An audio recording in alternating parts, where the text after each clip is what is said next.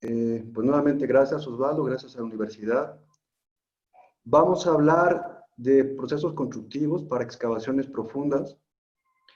En particular vamos a tratar la importancia de la instrumentación. O sea, vamos a ver diferentes proyectos, diferentes ejemplos, pero vamos a ver entre ellos conceptos muy interesantes como la instrumentación y la aplicación del método observacional. El mencionar que la excavación como proyecto, como ejecución, no puede verse como un concepto separado de la definición de la cimentación de una estructura. Veremos también algunas estructuras auxiliares como puentes de acceso, plataformas de trabajo a excavaciones profundas. Bien. Solo como un antecedente, recordando a la gente que fundó lo que conocemos como Soletanche-Bachy, que de hecho el nombre de Soletanche-Bachy realmente viene del 97, cuando estas dos empresas se integraron, pero Bachy fundó esta empresa en el 26. Y Ernest Ichy, ingeniero suizo, sumado a Henri Giraud, formó Soletanche en el 48, aunque ya tenía sus orígenes desde el 36 en una filial francesa de una gran empresa italiana llamada Rodio. Y al igual de Henry Kamenfort, uno de los grandes directores de las oficinas de estudio del grupo, quien fue desde el 46 el director técnico de Soletanche hasta su jubilación en el 75. Y corresponde a estos ingenieros conceptos que conocemos como el muro diafragma, la inyección de anclas con el método de repetitividad y selectividad, la creación del manguito, resginas, tratamientos de presa, el método de consolidación, y ingenieros siempre trabajando con las nuevas generaciones, tratando de formar a esos jóvenes ingenieros. Bien, ¿cómo se puede resolver una excavación? Hay diferentes métodos. Uno de ellos es una excavación a cielo abierto, estabilizando las paredes con puntales, elementos que trabajan axialmente, y por lo mismo, mientras más largos sean estos elementos, menor es su capacidad estructural, porque son elementos que trabajan y son definidos por un diseño por esbeltez. Y son elementos temporales, es una solución que funciona sin duda, pero hay que tener en cuenta que una vez que estos existen y que han permitido llegar hasta el nivel máximo de excavación, son una obstrucción de las etapas que vienen como construcción de la obra civil, porque ahora hay que construir losas, columnas, la obra civil en general con estos elementos, porque no se pueden retirar hasta que no haya una sustitución de su trabajo como elemento de retención, ¿no? Entonces, es importante tener esto en cuenta. O sea, funcionan, sin duda, pero son elementos temporales que en algún momento serán una obstrucción o deben tenerse en cuenta para la etapa que viene como construcción de obra civil. Una vez que la obra civil está terminada, hay que retirarlos porque no se pueden dejar, porque ahora estorban a la operación propia de la estructura. Otro ejemplo de excavaciones a cielo abierto, en este caso en Mónaco, la Torre Odeón, una excavación en una pendiente natural con una profundidad máxima de 70 metros. Y lo que vemos en esta imagen son diferentes soluciones de estabilización como muro, en la parte superior micropilotes, y luego un muro frontal de concreto lanzado. Después un muro de pilas, elementos más robustos de cimentación, formando un muro. También un muro de concreto lanzado frente a ellos. Y después, una vez que se alcanza el nivel inferior de la vialidad, un muro diafragma.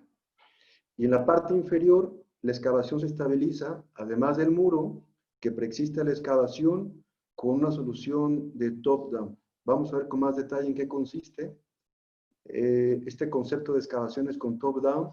Pero en la parte superior, la estabilización de la excavación, además de los muros que he mencionado, es con anclas activas, anclas de gran capacidad.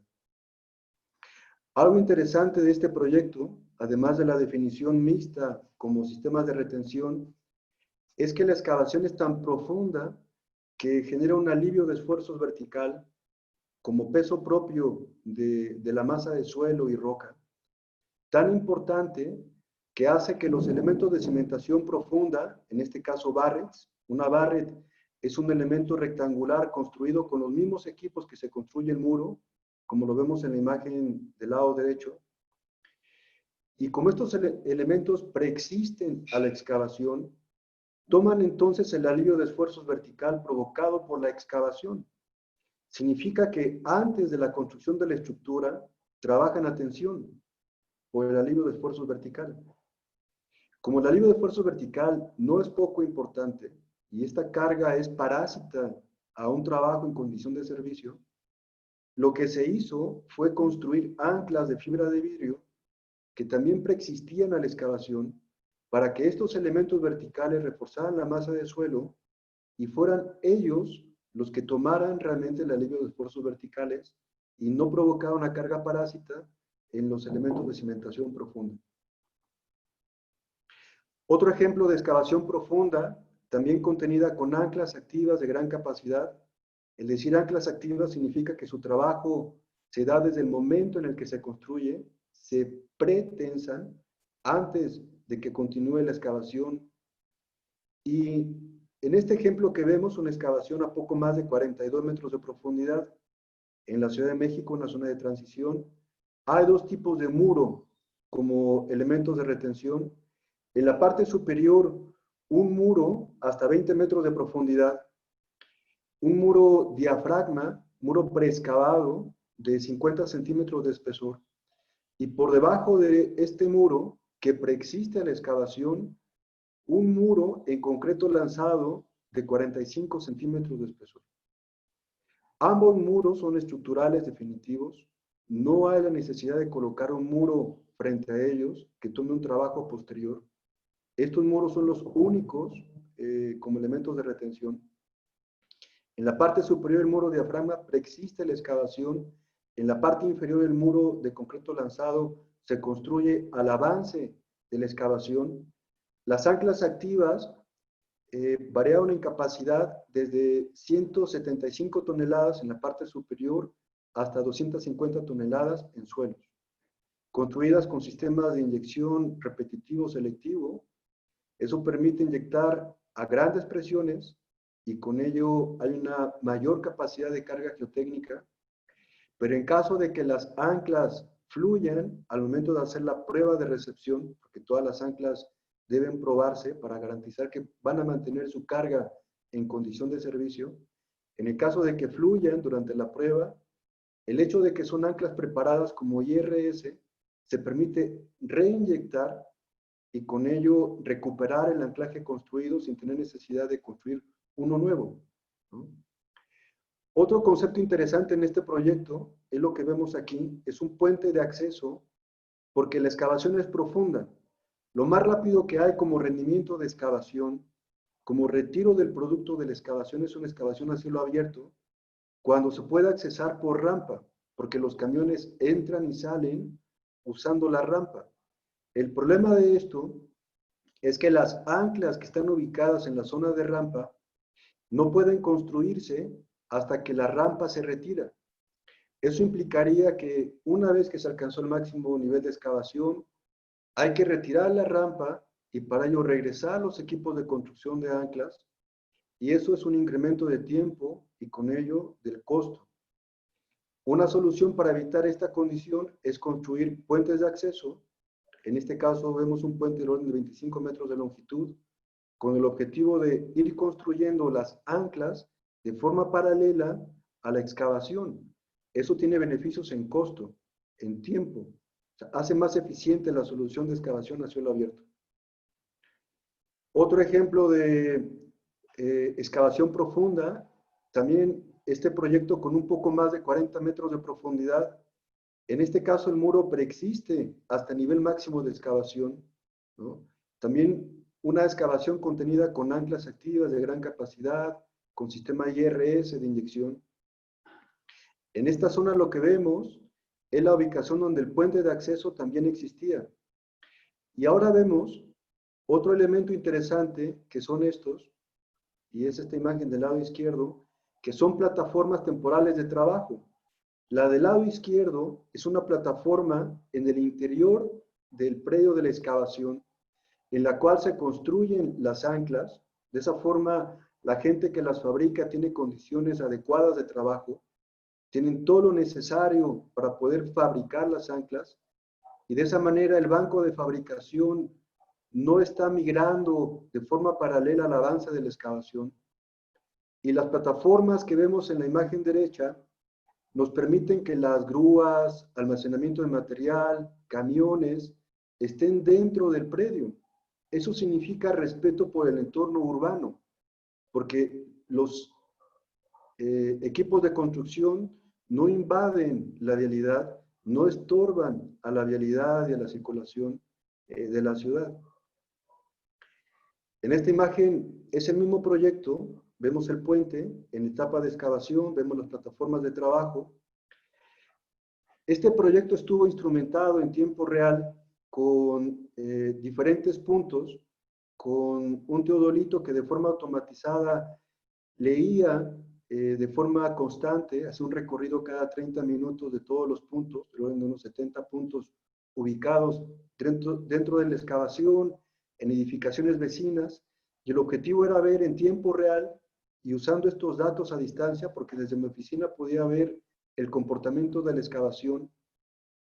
Y durante el sismo de 2017, septiembre, mismo día que el sismo de 85, algo extraordinario, un sismo que también dañó gravemente a la Ciudad de México en zonas distintas a lo que fue el sismo de 85. Y vemos cómo no hubo ningún desplazamiento, lo vemos en las imágenes de la derecha, debido al sismo como desplazamiento de las estructuras o del muro, ¿no?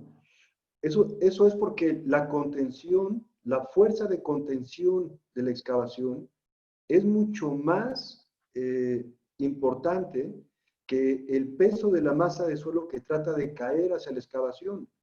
El muro está siendo comprimido por esta fuerza de anclaje y hay un factor de seguridad involucrado. O sea, la fuerza de anclaje es mucho mayor que lo que está tendiendo a caer a la excavación.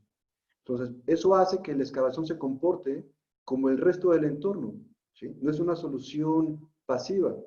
El muro está contenido de forma activa y vemos el beneficio a través de la instrumentación en tiempo real que teníamos en este proyecto. Continuando con las excavaciones a cielo abierto y con el concepto de puentes de acceso y plataformas de trabajo, vemos en este ejemplo cómo lo que en un principio funcionaba como puente de acceso, después cambió su funcionamiento tomando la mitad lado excavación del puente, colocándola a un lado de la mitad que se conservaba y pasó de puente de acceso a plataforma de trabajo, ¿sí? Es una forma de facilitar la excavación, como lo he mencionado, pero también de tener respeto por el entorno urbano, porque los equipos de construcción, vemos aquí el camión que hace la rezaga del producto de excavación, la retroexcavadora de brazo largo que va tomando el material que está siendo traslapado, está por dentro del predio. Es un respeto por el entorno urbano, ¿sí? Otro concepto de excavación como muro es el de concreto lanzado. Vemos en estas imágenes unos ejemplos. Concreto lanzado, estructural, definitivo. Vemos en la imagen del lado derecho cómo el suelo está abierto en un frente importante horizontalmente. Es algo muy interesante porque hemos visto, tal vez en algunos proyectos donde nos exigen una excavación por franjas, por bermas, dejando una protección de la excavación con una berma que pensamos protege la cara de excavación. Es cierto que da una protección local y esto por lo general se necesita para la primera etapa de excavación, donde los suelos pueden estar sueltos o tener menores propiedades mecánicas, menor resistencia, un poco más de deformabilidad. Pero el anclaje, yo lo defino o lo definimos haciendo que cada nivel de anclaje participe en la estabilidad total de la excavación. Eso es algo muy interesante porque significa que el primer nivel de anclaje es mucho más, aporta mucho más de la fuerza necesaria para contener la primera etapa de excavación, la segunda etapa de excavación.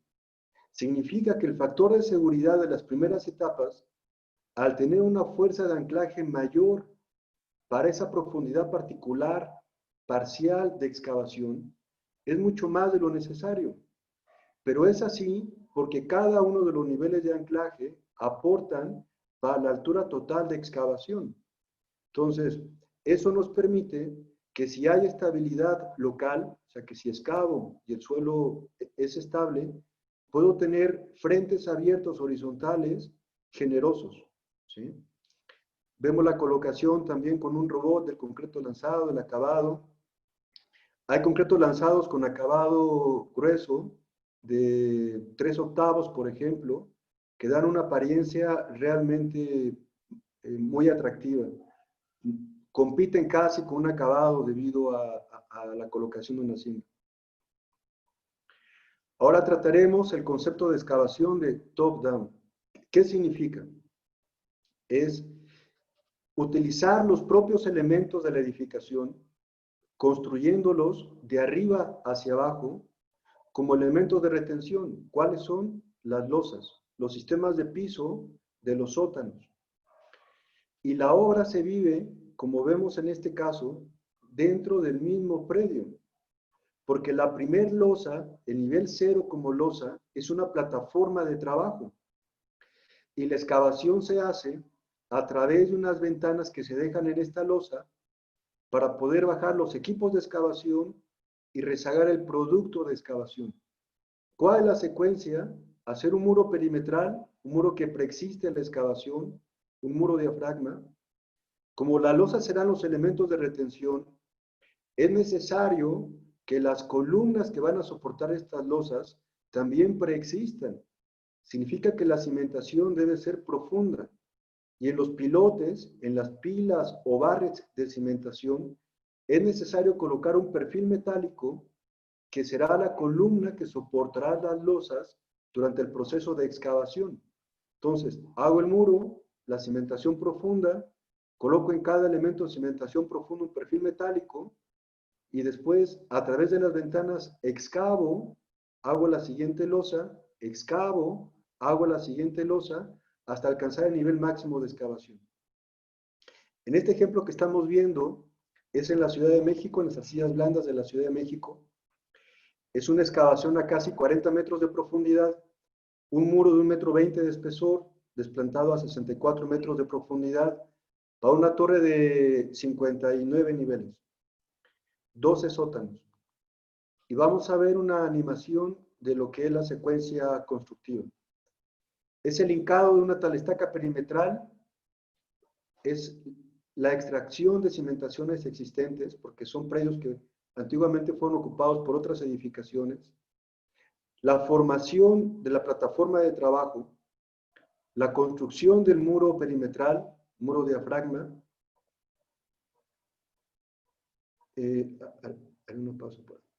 la primera plataforma de trabajo, y lo que vemos aquí son estructuras metálicas, porque hay una transición entre la estructura y la cimentación. Y luego, el concepto clásico de top-down, losa, excavo, y así hasta alcanzar el nivel máximo de excavación. En este caso veíamos que en la parte superior del muro se estaban colocando unas estructuras metálicas de dimensiones importantes. Eso es porque este proyecto es una torre de 59 niveles, muy esbelta, tiene un frente del orden de los 27 metros, es una sísmica y las columnas van apoyadas sobre el muro. El muro no solamente es un elemento de retención, es también un elemento de cimentación. Entonces, hubo la necesidad de hacer una transición entre la superestructura y la subestructura, y esta transición era de 8 metros de peralte, y en ella se ahogaban grandes estructuras metálicas responsables de hacer una distribución de la carga debido a las columnas que bajaran hacia el muro. Hoy día la profundidad más importante de una excavación resuelta como top-down es en la Ciudad de México, una excavación a 50 metros de profundidad para 16 sótanos en un predio de 1.400 metros cuadrados. Y nuevamente vemos cómo el entorno se respeta. La obra se vive dentro de sí misma. Y en algunos casos, esta es la razón del por qué se resuelve una excavación con esta técnica, por el respeto del entorno urbano, aún teniendo suelos competentes. Otro ejemplo de top-down, en este caso en la ciudad de Bogotá, en Colombia, una excavación a 15 metros de profundidad en un predio de dimensiones francamente importantes, casi 20.000 metros cuadrados, 15 metros de profundidad, y en este caso fue una excavación mixta, bueno, como base top-down, pero mixta, porque si nos damos cuenta, en todo el perímetro hay una franja importante de áreas verdes. La edificación más cercana está a 40 metros de distancia del muro perimetral, del muro diafragma. Eso significa que el muro, si yo lo excavara como cantilever, el desplazamiento horizontal que se daría en su cabeza no generaría daños a su entorno. Entonces, aprovechando este concepto, es que la excavación se resolvió de esta forma. La primera etapa de excavación, 5 metros de profundidad a cielo abierto, permitiendo que el muro se desplazara como un cantilever. Después se construyó la losa de sótano 1, luego la losa de planta baja, y después esta continuó con una excavación top-down como lo vemos en pantalla. Esto que vemos aquí es la comparación del comportamiento esperado de forma teórica a través de los análisis, en este caso con elementos finitos, utilizando dos modelos constitutivos de la masa de suelo, uno como Moore-Coulomb, un concepto convencional, y otro como hardening soil, un concepto más desarrollado. Y vemos la comparación entre el comportamiento real y el comportamiento teórico. El real es las líneas discontinuas de color negro y el rojo es el comportamiento esperado con los modelos matemáticos. Entonces, primera etapa de excavación, como le he mencionado, 5 metros a cielo abierto. ¿Y qué es lo interesante de esto? Que si la excavación total fue de 15 metros, al yo excavar 5 metros, tengo una tercera parte del volumen total de excavación a cielo abierto, que es el rendimiento más alto que tengo como excavación. Entonces, eso tuvo un beneficio muy importante en el tiempo del programa de obra y con ello del costo, ¿no? Aprovechando que el entorno podía tolerar cierto asentamiento a nivel de la superficie por el desplazamiento horizontal del muro. Entonces, vemos en esto la importancia también de la instrumentación, cómo la instrumentación me da el comportamiento real que se vive en el proyecto. Pero por sí solo el comportamiento real no es suficiente si no tengo con qué compararlo. Necesito un modelo matemático que antes de empezar la construcción me ayude a entender qué es lo que va a pasar. Entonces, la instrumentación, el comportamiento real obtenido a través de ella, es fundamental que se compare siempre con el comportamiento teórico, ¿sí? Entonces, vemos aquí cómo hay una muy buena aproximación entre el comportamiento real y el teórico. Y se utilizan, en este caso, dos modelos constitutivos para poder comparar y tomar decisiones en cuanto al diseño de la excavación. Antes de pasar a eso, es una excavación en suelos blandos. Imaginen casi 20.000 metros cuadrados, 15 metros de profundidad de excavación excavados. Nuevamente, representa un alivio de esfuerzos vertical muy importante. Alivio de esfuerzos vertical significa expansión de la masa de suelo. Eso, como lo he mencionado en el ejemplo de Europa, genera fuerzas de tensión en los segmentos de cimentación profunda. Pero no solo eso. La arcilla tiene deformaciones inmediatas casi elásticas, sobre todo si es nuevamente consolidada y está saturada. Eso significa que si la expansión teórica fuera del orden de 1 metro, por ejemplo, habría un acortamiento de la masa de suelo en el sentido horizontal que provocaría un desplazamiento horizontal de los muros, no debido al empuje de tierras, sino debido a la expansión de la masa de suelo. O sea, significa que si solo diseñamos como empuje de tierras, estaríamos del lado de la inseguridad y el incremento de flexión en el muro, de elemento mecánico como flexión, sería tan importante que el muro incluso podría romperse. Entonces, es muy importante tener en cuenta la secuencia constructiva como el análisis del muro de retención y no solamente debido a empuje de tierras. La altura de excavación es algo muy importante porque influye con la altura al cuadrado como cálculo de la flexión, del momento flexionante. Eso significa que la forma de construir las losas en una excavación top-down es algo fundamental. Entonces, la definición del tipo de cimbra para construir las losas es muy importante porque hay que tener en cuenta esta altura de cimbra en los cálculos. Una ventaja de la excavación en top-down es que las losas en los sótanos pueden ser planas, macizas o planas aligeradas postensadas. No necesitamos la generación de marcos porque todo lo que es la subestructura está confinada en su perímetro. Este ejemplo es muy interesante, es un ejemplo de dimensiones francamente importantes también, 40,000 metros cuadrados, 26 metros de profundidad de excavación, y lo que vemos aquí es parte de la estructura construida, primero para formar una vialidad interior que comunique las dos calles perimetrales, una rampa para poder beneficiar el rendimiento de la excavación, una dársena como parte de la estructura de los sótanos, también para beneficiar a la excavación, y una excavación resuelta con muro diafragma preexistente y anclas de gran capacidad. Pero no siempre las decisiones solo se toman como el mejor rendimiento de excavación. Lo que vemos en este proyecto del lado derecho es un predio que es parte del mismo proyecto, un predio de dimensiones de 10,000 metros cuadrados, pero que fue resuelto como top-down. Entonces, ¿por qué si lo más eficiente como excavación y los suelos lo permitían, era una excavación con anclas a cielo abierto, estos 10,000 metros cuadrados se resolvieron como top-down?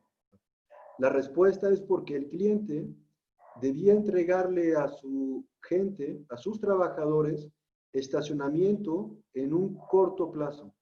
Como el top-down permite que las losas se construyan de arriba hacia abajo, eso permitió que los primeros sótanos fueran entregados en un corto plazo y los trabajadores pusieran a hacer uso de ellos. Y lo vemos aquí como los primeros sótanos ya están en operación, mientras en los sótanos inferiores la excavación continúa. Esto es importante porque las decisiones no solo son técnicas, también económicas, pero también como logística. Es una combinación, es un equipo interdisciplinario que toma las decisiones. Otro ejemplo interesante, antes veíamos excavaciones profundas a 50 metros, a 26 metros, 15 metros. Esta es una excavación entre 6 y 9 metros de profundidad, junto al mar, en Colombia, en la ciudad de Cartagena, un recinto protegido, un recinto que tiene valor histórico y cultural para la humanidad. Fue resuelto también como top-down. Es una excavación poco profunda. Vemos aquí la losa primera utilizada como diafragma horizontal. En este caso, como las descargas son poco importantes, las columnas se prefabricaron y definitivas y se hincaron en los elementos de cimentación profunda. El agua está a nivel cero. Eso significa que la supresión es una condición muy importante de carga. De hecho, el edificio flotaría porque el peso, debido a la estructura, no es suficiente. La losa de cimentación, aunque es un lastre también porque tiene un espesor de 1 metro, se ancló a la masa de suelo a través de anclas de fibra de vidrio, que las podemos ver aquí. Otro concepto como excavación muy interesante es cuando el muro preexiste, pero tiene una geometría circular, porque el muro es autoestable. No hay necesidad de puntales, no hay necesidad de losas diafragma, no hay necesidad de anclas. Es el propio muro trabajando como efecto de anillo que de forma autoestable permite la excavación. En estas imágenes vemos dos ejemplos, pero el principio es el mismo, aunque podríamos pensar que no, porque del lado izquierdo vemos 3 lóbulos y del lado derecho vemos una excavación circular. Del lado izquierdo un muro diafragma que precede la excavación y del lado derecho un muro formado por pilas secantes. El principio en los dos casos es el mismo, es el muro trabajando a compresión como efecto de anillo. Es lo más eficiente que hoy se tiene como excavación.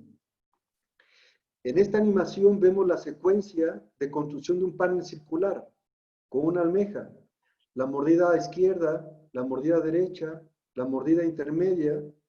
Para formar un panel se va girando la posición de excavación, la colocación de las juntas en los extremos, la colocación de las jaulas, el acero de refuerzo y la colocación del concreto finalmente. En un muro circular, como el trabajo de anillo es lo que rige y la compresión en el concreto es el parámetro a revisar, la desviación con la vertical es algo fundamental. Eso significa que hay que respetar la desviación definida por proyecto. Los equipos que construyen muros diafragma están instrumentados. Eso permite que el operador vea en tiempo real cuál es la desviación en las dos direcciones de la almeja que excava y le permite conocer si está respetando o no la desviación máxima definida por proyecto. No solamente la instrumentación que tienen los equipos es suficiente, también el medir como si fuera un péndulo invertido, cuál es la posición que tiene la almeja, el equipo que cava un muro, cuál es la posición que tiene en función de su profundidad. Y la suma de la instrumentación, la desviación obtenida de la instrumentación del equipo, más la obtenida como pruebas in situ, es lo que permite tener configuraciones geométricas de todas y cada una de las posiciones de excavación. Esto es porque en una excavación circular, el efecto de anillo, como lo he dicho, insisto en ello, es algo fundamental. Si un panel se desviara en exceso y esto provocara la pérdida de contacto, toda la excavación no funciona porque el anillo no está cerrado. Ejemplos internacionales de excavaciones circulares, las Torres Petronas, la cimentación de las Torres Petronas, que de hecho es la cimentación más profunda de hasta hoy día, construida con elementos tipo Barrett, en este caso con una hidrofresa, no con una almeja. El récord que se tiene es una perforación a 125 metros.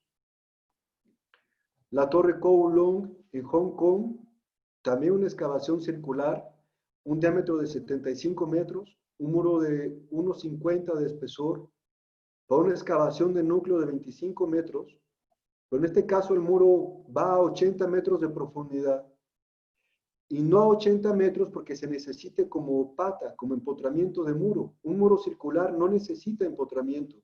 Su estabilidad está en todas y cada una de las secciones transversales. En este caso hay una pata porque se necesita estanqueidad de la excavación por estar junto al mar. Y vemos cómo la cimentación profunda es una retícula masiva de Barrett, las cuales incluso fueron inyectadas para poder generar incremento de capacidad de carga por fricción.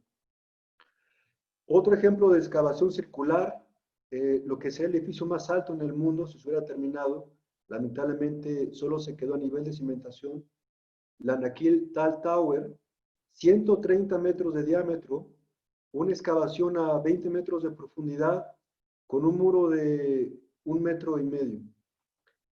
En este proyecto se hicieron pruebas de carga y una Barrett a más o menos 75 metros de profundidad alcanzó una capacidad, un solo elemento de cimentación, como una prueba bidireccional, con celdas Osterberg ubicadas en la parte inferior del elemento.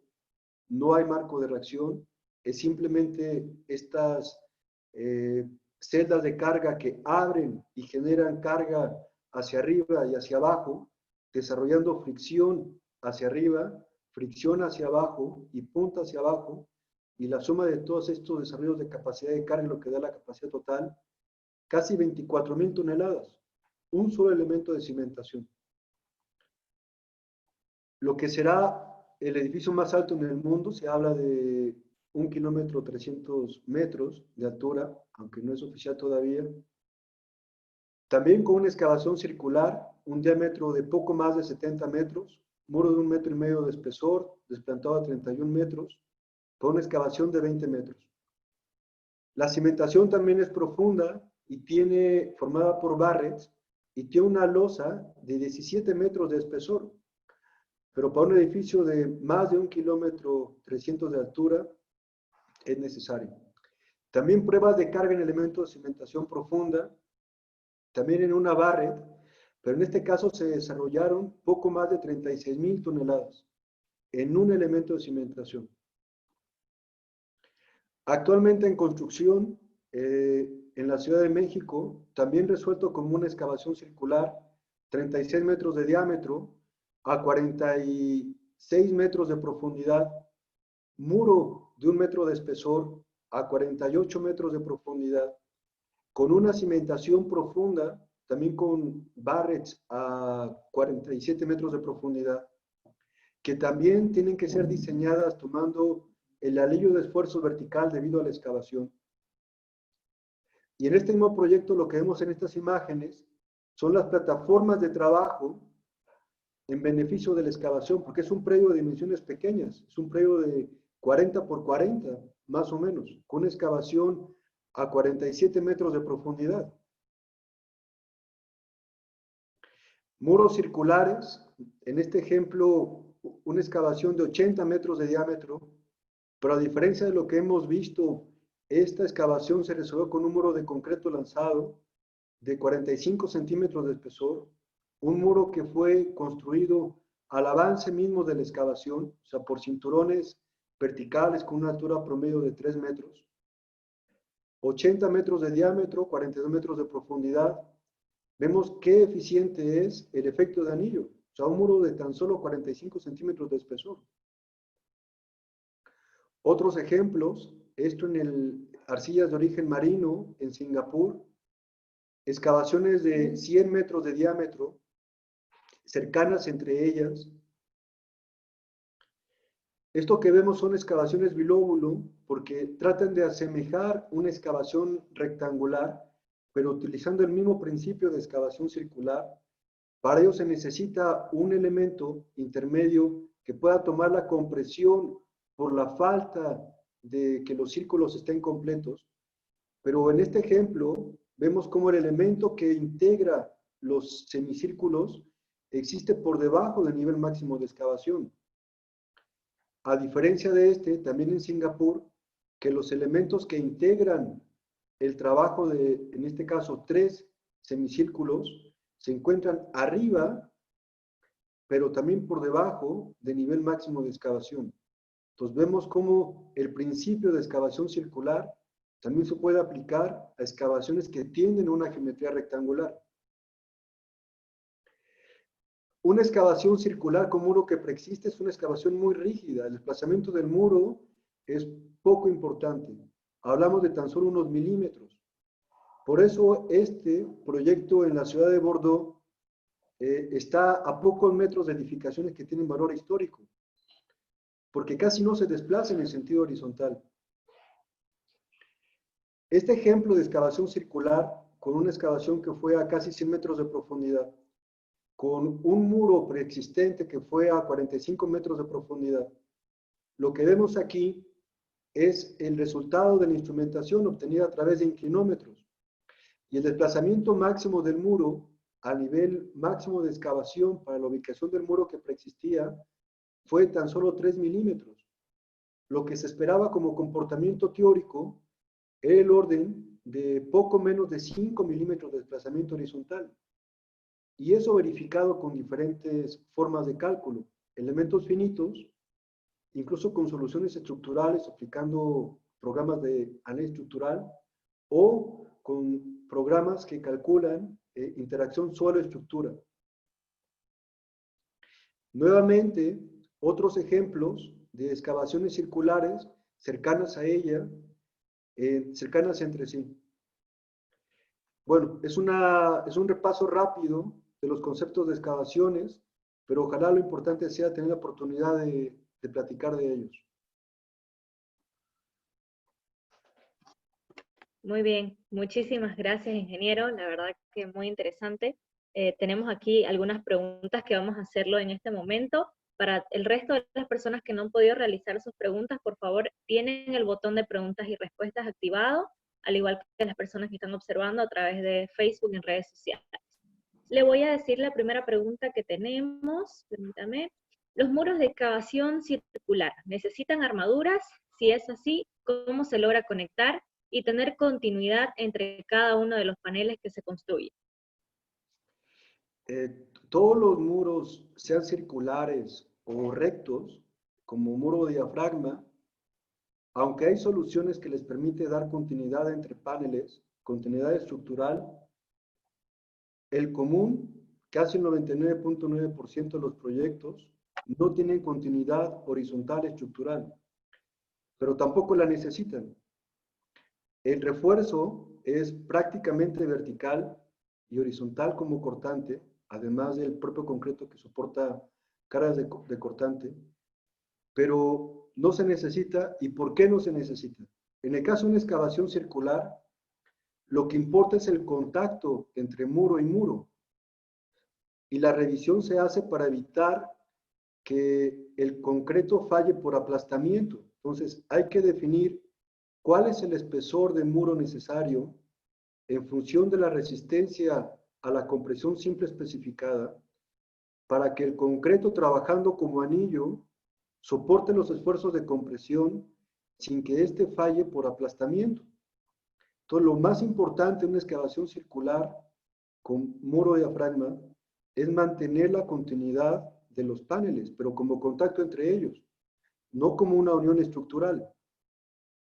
Si se les coloca acero de refuerzo, y es porque el empuje a nivel cero vale cero, y es máximo al nivel máximo de excavación, valga la redundancia. Este diferencial de empuje genera a su vez que en la parte inferior del muro el acortamiento sea mayor que a nivel de la cabeza del muro. Y esta diferencia genera flexión vertical. Entonces, es poco importante, pero sí es necesario colocar algo de acero como refuerzo. Hoy día, lo que se está haciendo en algunos proyectos es colocar, en lugar de varilla convencional, acero de refuerzo convencional, refuerzo con fibra metálica, ¿no? Entonces, en un muro circular no hay continuidad estructural. La continuidad es a través del apoyo entre paneles y la revisión es por aplastamiento del concreto. Muy bien. Tenemos otra pregunta, ingeniero. ¿Cuál sería la diferencia entre colocar solo el muro en la parte central hasta la base inferior de la excavación y colocar solo vigas horizontales en la parte superior e inferior? Como que no es muy clara la pregunta. No sé si pudieran reformularla. Claro, la esperamos. En excavaciones circulares, ¿cuál sería la diferencia entre colocar solo el muro en la parte central hasta la base inferior de la excavación y colocar solo vigas horizontales en la parte superior e inferior? No sé si está clara. Bueno, tal vez se refieren a que el muro circular no necesita empotramiento. Y esto es porque, como trabaja como anillo, la estabilidad es dada por la propia estructura. No hay aportación del empotramiento, porque la estabilidad se da en cada sección transversal. O sea, no tengo aportación del empotramiento como reducción del esfuerzo sobre el muro. Por esa razón, en la excavación circular no hay necesidad de tener empotramiento, salvo cuando la pata del muro, como lo vemos en un ejemplo, se profundiza para buscar estanqueidad de la excavación. En este caso, el muro funciona como una pantalla impermeable para garantizar estanqueidad, ¿no? Muy bien. Tenemos otra pregunta de Gonzalo Guardia. El método de excavación, edificación, top-down, si es aplicable para cualquier tipo de terreno. Es aplicable para cualquier tipo de terreno. Por ejemplo, la Ciudad de México, la Ciudad de Bogotá, Vietnam, Singapur, se caracterizan porque sus suelos son arcillosos. Son arcillas blandas, poco resistentes, muy compresibles. Eso significa que pensar en soluciones ancladas no es bueno porque el suelo tiene tan poca resistencia y tanta deformabilidad que no me permite tomar gran capacidad en los anclajes. Cuando los predios son de dimensiones importantes, pensar en puntales, mientras más largo sea un puntal, un troquel, menos es su capacidad estructural. Entonces sería muy pesado, mientras más largo es, y menos eficiente. Entonces, en estos casos donde los suelos son poco competentes, el top-down es una buena solución porque no hay puntales, no hay anclas, no hay elementos adicionales. Es la propia estructura que es responsable de contener los muros, ¿sí? Entonces, si aplica también a suelos blandos, lo mismo sucede con suelos competentes. Un suelo competente podría resolverse con anclas, ¿no? Y puede ser que esta sea la solución. Pero si necesito tener por respeto al entorno urbano, como el top-down me permite que la obra se viva en sí misma, por dentro de ella, también es aplicable. Entonces, aplica a suelos blandos, a suelos competentes, a cualquier tipo de suelo. Muy bien. Tenemos otro espectador que nos hizo una pregunta. ¿Por qué no se utilizan poleas para sacar el material? Eh, bueno, una grúa tiene poleas. De hecho, es una draga que sube y baja esas quijadas para sacar el producto de excavación. Tal vez se refiere a bandas. Se ha intentado en algunos casos aplicar bandas para sacar el producto de excavación, pero es lento y también es riesgoso por temas de seguridad, porque el material no siempre es contenido por la banda, a veces cae por los costados de la misma. Entonces, si uno compara rendimientos, si uno compara riesgos, si uno compara costos, no es siempre la mejor solución. Se puede, sí, pero no siempre es la mejor solución. En este caso, lo que hemos visto es que sacar el producto de la excavación con draga es de lo más eficiente, o grúas telescópicas. Pero lo importante es analizar todas y cada una de las alternativas, desde todos los aspectos, técnico, económico, como rendimiento, y una de ellas será la que mejor cumpla con nuestras necesidades. Así es. Bueno, esas fueron las preguntas que nosotros tenemos en la plataforma y en las redes sociales. Ingeniero Osvaldo, no sé si usted quiere adicionar alguna más. Eh, bueno, muchas gracias, ingeniero Paulín, por esa presentación. La verdad que muy enriquecedora conocer estas técnicas en excavaciones y aplicadas especialmente a edificios de gran altura y grandes profundidades de excavaciones, ¿no? En Santa Cruz, en lo particular, todavía no tenemos esa experiencia de realizar excavaciones muy profundas, como de 15 niveles. Y yo ahí quería preguntarle, mire, por ejemplo, nosotros acá en Santa Cruz, los suelos que, perdón, los suelos de Santa Cruz son suelos cuaternarios, o sea, son suelos no consolidados, ¿no? Son suelos recientes y son muy, muy heterogéneos porque son suelos aluviales. Y por lo tanto, nosotros estamos en una cuenca aluvial. Entonces, se dará cuenta que tenemos bastante agua subterránea y los niveles del agua subterránea varían en algunos lugares entre los algunos lugares 3, 4, 5 metros hasta casi al medio metro, digamos, ¿no? Y especialmente en época de lluvia sube más todavía. En sí, digamos, excavar algunos sótanos para edificios de un medio sótano, un solo sótano, trae problemas en las excavaciones. ¿Usted cree que ese sistema de top-down de aquí sería factible o directamente nosotros tendríamos que, se me ocurre que el único sistema que podríamos utilizar sería muros diafragma o pilotes secantes, ¿no? Por el tema de la estanqueidad. Pero, o usted que, según su experiencia, quizás ha tenido alguna experiencia en algún otro país con este mismo tipo de condición geológica. Sí, Osvaldo, es una pregunta muy interesante, con todas lo han sido. Podrían aplicarse diferentes conceptos. Por ejemplo, si quieren excavar construyendo un muro al avance mismo de la excavación, significa que tienen que bombear para excavar en condiciones secas. Entonces significa que deben diseñar el sistema de bombeo para que los conos de abatimiento estén por debajo de los niveles máximos de excavación, en todo el perímetro de la excavación. Sería un sistema importante de bombeo, pero se puede hacer. O podrían decidir una excavación en la cual el muro preexista en todo el perímetro. Eso evita que el agua fluya a través de las paredes de excavación, pero el muro también podría profundizarse más para hacer las funciones de una pantalla de estanqueidad. Y también podría sumarse a esta solución el aplicar un sistema de bombeo. Una de las ventajas que el muro preexista es que no habría flujo de agua a través de las paredes de la excavación. Es más profundo, me sirve como pantalla de estanqueidad. Y eso evitaría un poco el flujo de agua hacia el interior de la excavación. No lo va a evitar por completo, pero haría que el sistema de bombeo fuera menos agresivo. Entonces, si yo sumo un muro que preexiste con una pata suficiente a un sistema de bombeo, podría funcionar y podrían aumentar las profundidades de excavación. Hay muchas referencias al respecto.